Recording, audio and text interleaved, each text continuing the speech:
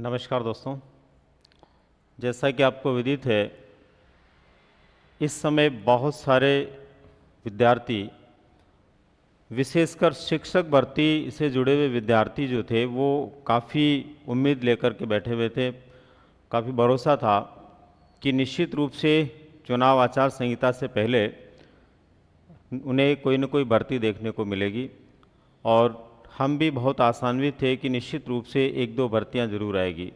विशेषकर second grade first grade को लेकर के काफ़ी हद तक ऐसी उम्मीद थी कि आचार संहिता से पहले भर्ती देखने को मिलेगी, लेकिन आचार संहिता लगने के साथ ही एक बार के लिए कुछ महीनों का ब्रेक जो है आप लोगों के सामने आ चुका है। लेकिन इस ब्रेक को आपको इस तरह से नहीं लेना है कि अब कोई पता नहीं है भर्तियां कब होगी कब नहीं होगी, होगी या नहीं होगी। खास तौर पर हम लोग अपनी पढ़ाई को लेकर के पूरे मन के साथ में लगे रहें, और क्यों लगे रहें इसी बात को स्पष्ट करने के लिए मैं इस वीडियो के माध्यम से आप लोगों से बातचीत करना चाह रहा हूं। दोस्तों, जैसा कि आपको विदित होगा, कल के ही राजस्थान पत्रिका में, अखबार में एक खबर छपी है, और वो जो न्यूज़ है वो इस बात को प्रमाणित करती है कि सुनिश्चित रूप से जो परिस्थितियां अभी बनी हुई है उन परिस्थितियों की वजह से हमारी वैकेंसी थोड़ी डिले हुई है। अगर ये सब कुछ गतिविधियां नहीं होती तो निश्चित रूप से अब तक आपको कोई न कोई भर्ती देखने को मिल जाती। न्यूज़ क्या है आपने निश्चित रूप से पढ़ा होगा दोस्तों। न्यूज़ है 10,000 द्वितीय श्रेणी के शिक्षकों की होगी पदोन्नति। 10,000 द्वितीय श्रेणी शिक्षकों की क्या होनी है? पदोन्नति होनी है, यानी डीपीसी होनी है। आपको याद हो तो अभी पिछले महीने में एक बड़ी मीटिंग हुई थी शिक्षा विभाग के माध्यम से, उसकी भी खबर जब छपी थी तो उसमें स्पष्ट किया गया था कि भर्तियां जो है नई, उसके आने से पहले डीपीसी यदि समय पर हो जाती है तो अच्छे पदों पर भर्ती वहां पर देखने को मिलेगी, और साथ ही साथ काफ़ी सालों से, पिछले 3-4 सालों से जो डीपीसी को लेकर के इंतजार कर रहे थे टीचर्स, उनको भी उसका फ़ायदा मिल पाएगा। तो ऐसी स्थिति में खाली सीटों की गणना करवाना, डीपीसी से संबंधित कार्यों को गति देना, ये सब कुछ गतिविधियां चल रही थी, और उनके थोड़ा डिले होने के कारण ही ये मान के चलिए कि भर्तियों में थोड़ी देरी देखने को मिल रही है। दोस्तों, वरिष्ठ अध्यापकों की पदोन्नति के बाद रिक्त होंगे 23,000 पद। वरिष्ठ अध्यापकों की जब पदोन्नति हो जाएगी, वरिष्ठ अध्यापक जो है व्याख्याता के रूप में चले जाएंगे, तो 23,000 पद खाली हो जाएंगे। अभी भी पद खाली हैं बहुत सारे, फिर आपको ये पद देखने को मिलेंगे। अभी वर्तमान की स्थिति क्या है टीचर्स को लेकर के आप देखिए। प्रारंभिक शिक्षा के अंदर ये तृतीय श्रेणी शिक्षकों की स्थिति बताई गई है यहाँ पर। इस स्थिति को लेकर हम इसलिए बात कर रहे हैं कि इसी से ये स्पष्ट होगा दोस्तों कि भर्तियां आनी है कि नहीं आनी है, आनी है तो कितनी आनी है। भर्तियां हजारों की संख्या में आनी है, ये तय है। थोड़ा सा चुनावी जो समय है उसमें आपको इंतजार करना पड़ेगा, उसके तुरंत बाद में ये आना तय है। प्रारंभिक शिक्षा को लेकर यदि प्राथमिक जो स्कूल होते हैं, प्राथमिक शिक्षा तक के, उन स्कूलों की यदि हम बात करें तो वहाँ तक दोस्तों 8,980 रिक्त पद बताए गए हैं। जबकि माध्यमिक शिक्षा को लेकर के यदि हम बात करें तो यहाँ पर 30,899 पद रिक्त बताए गए हैं। ये वर्तमान स्थिति है। अब डीपीसी होने के बाद में थर्ड ग्रेड के जो टीचर हैं वो सेकंड ग्रेड में पदोन्नत हो जाएंगे, और सेकंड ग्रेड वाले जो हैं वो फर्स्ट ग्रेड में पदोन्नत हो जाएंगे। ऐसी स्थिति में फर्स्ट ग्रेड की बहुत सारी जो भर्तियां, उनमें से आधी डीपीसी के द्वारा भर दी जाती है, तो आधी जो है पोस्टें फर्स्ट ग्रेड के लिए रहेगी, जो लगभग 10,000 के आसपास संभावित हैं। इसी प्रकार से सेकंड ग्रेड को लेकर के हम बात करें तो 23,000 पद रिक्त हो जाएंगे, और पहले से पद रिक्त हैं उसके आधार पर 30,000 प्लस अभी पद हैं, तो 50% यदि सीधी भर्ती होती है, 50% पदों पर डीपीसी होती है, तो भी 15,000 के आसपास ग्रेड सेकंड के पद आपको देखने को मिलेंगे।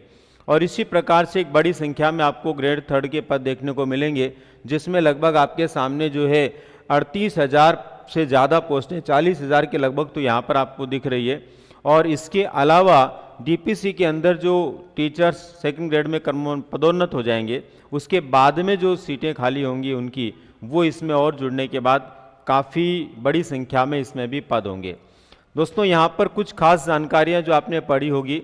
शिक्षा विभाग ने लंबे समय बाद द्वितीय श्रेणी शिक्षकों की पदोन्नति का रास्ता खोल दिया है।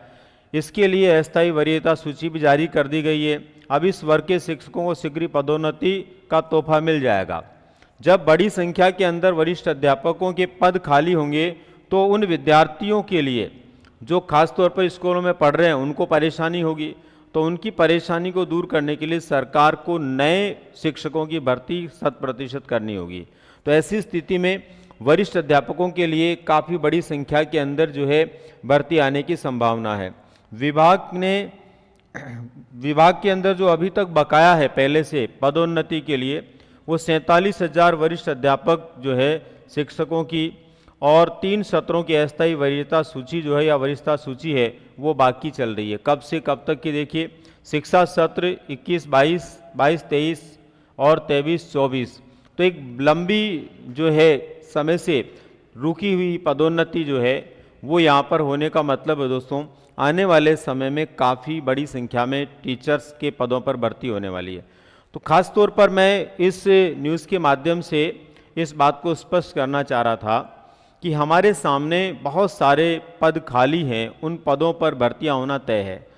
कहीं आप में से वो विद्यार्थी जो अपनी पढ़ाई लंबे समय तक कर रहे थे वो चुनावी समय को देख करके अपनी पढ़ाई को रोके नहीं, बल्कि अपनी पढ़ाई को और बेहतर तरीके से करते रहें और आगे बढ़ने के लिए अपने पूरे प्रयास उनको करते रहना चाहिए। दोस्तों आपको पता है इस बात का कि जब एक बार चुनाव होने के बाद जैसे कि आचार संहिता लग चुकी है और हमारे इसके जो परिणाम आएंगे आपको निश्चित रूप से पता होगा, इसकी जो तारीख है तय हुई है। आपको पता है कि 19 अप्रैल से जो है चुनाव होने शुरू हो जाएंगे और यहाँ पर 1 जून तक 7वें चरण तक टोटल चुनाव होने हैं भारत भर में, और उसके बाद में नतीजे आते हैं तब तक आपकी आचार संहिता रहती है। तो यहाँ पर आप देखिए नतीजे जो आएंगे वो आएंगे 4 जून 2024 को। तो इसका मतलब ये हुआ दोस्तों कि आप लोगों के सामने अब अप्रैल, मई और जून के 15 तारीख तक, यूँ मान के चलिए जून के 15 तारीख तक, 15 जून तक मान लीजिए कोई वैकेंसी आने की संभावना नहीं है। लेकिन 15 जून के बाद कभी भी आप लोगों के सामने वैकेंसी आ जाएगी, क्योंकि इसी दौर में जो बाकी के कार्य हैं वो कार्य लगभग पूरे हो चुके होंगे। 2-3 महीने के समय में जो भी पदोन्नति आदि से जुड़े हुए कार्य चल रहे हैं। तो ऐसी स्थिति के अंदर आप मान के चलिए कि आप लोगों के लिए अब वैकेंसी के लिए कोई महीना यदि महत्वपूर्ण बनता है तो वो बनता है दोस्तों 15 जून से लेकर के जुलाई तक, 31 जुलाई 2024 तक।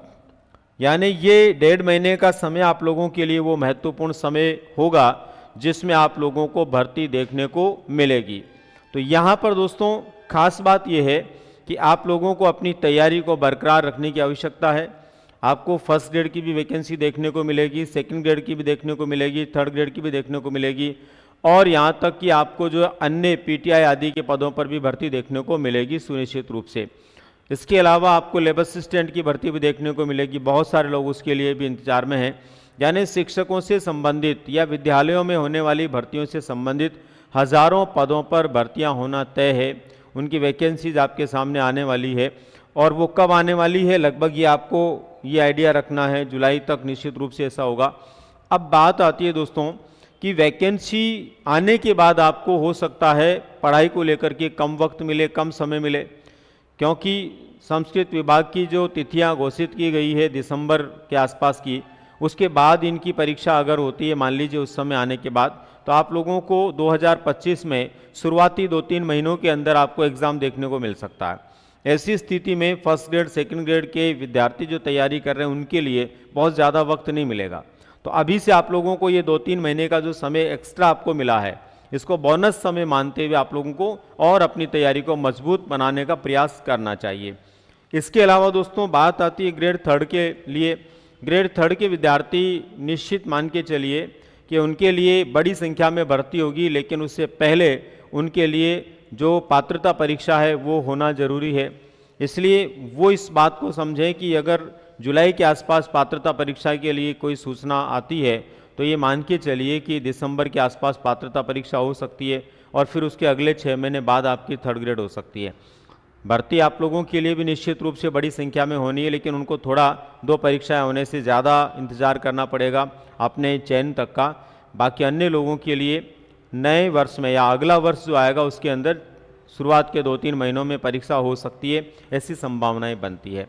तो दोस्तों ये थी कुछ खास जानकारी, विशेष रूप से इसलिए कि बहुत सारे स्टूडेंट्स के कमेंट अभी मैं दिन में देख रहा था, 10, 12, 15 लोगों के मैंने देखे। उसके बाद मुझे लगा कि एक बार ये जो निराशा हताशा इनके मस्तिष्क में पैदा हो रही है वो कैसे दूर हो सकती है और किस तरह से उन लोगों को इस बात का आइडिया होगा कि हमें अपनी तैयारी को बरकरार रखना चाहिए। वैसे वर्तमान समय में सभी लोग अपने स्तर पर बहुत अवेयर हैं, सभी लोग अपने अपने फ्यूचर को लेकर चिंता में रहते हैं और सभी लोगों को अच्छे से पता है कि कब क्या होने की संभावना है। लेकिन फिर भी एक उस विद्यार्थी को जो कि अपने शंका में संदेह के अंदर अपनी तैयारी को कहीं रोक नहीं दे, ऐसे विद्यार्थियों के लिए ये सूचना विशेष महत्वपूर्ण साबित होगी, ऐसी उम्मीद करता हूँ। इसी के साथ में मिलते हैं दोस्तों फिर किसी नई जानकारी के साथ में। धन्यवाद।